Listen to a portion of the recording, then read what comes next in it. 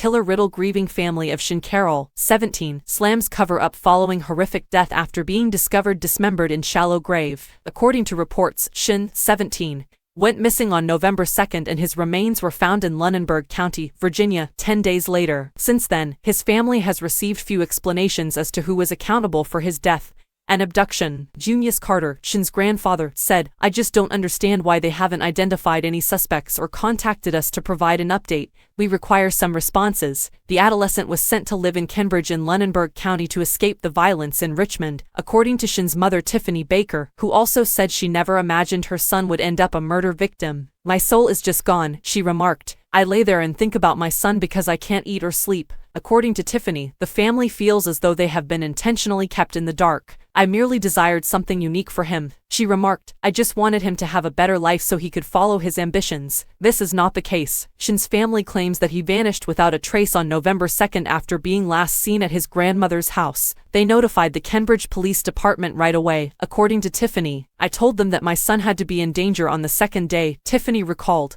"They provided me with many hypotheses as to what might have happened, but as his mother, I was aware that such scenarios weren't accurate." According to Julius, his family spent more than 10 days searching all of Cambridge. He said that at the time, the only information they had was that Cion's iPhone had pinged a residence off Poorhouse Road in Lunenburg County as his last known location. According to Tiffany, the property was not searched by the authorities. "Nothing was done about that," she remarked. "Not even a search warrant. They actually forced us to leave the property." On November 12th, the family's worst worries were subsequently realized. The Office of the Chief Medical Examiner in Richmond identified the bones found in a shallow grave on November 11th as belonging to Cion, according to a statement from the state police. The bones were reportedly found on a property in the rural 200 block of C Way, not far from the house off Poorhouse Road where the youth's phone was last seen. The police have declared that Cion's death is being investigated as a homicide. Tiffany, however, said that she was informed of her son's horrifying demise in the middle of December after contacting the Richmond Medical Examiner's office. He had 2 bullet wounds, Tiffany claimed, one to his head and one to his back that struck his spine. Then, after being dismembered and having cement and lye thrown on him, he was buried. The family claims that since then they haven't heard much from the Cambridge Police Department.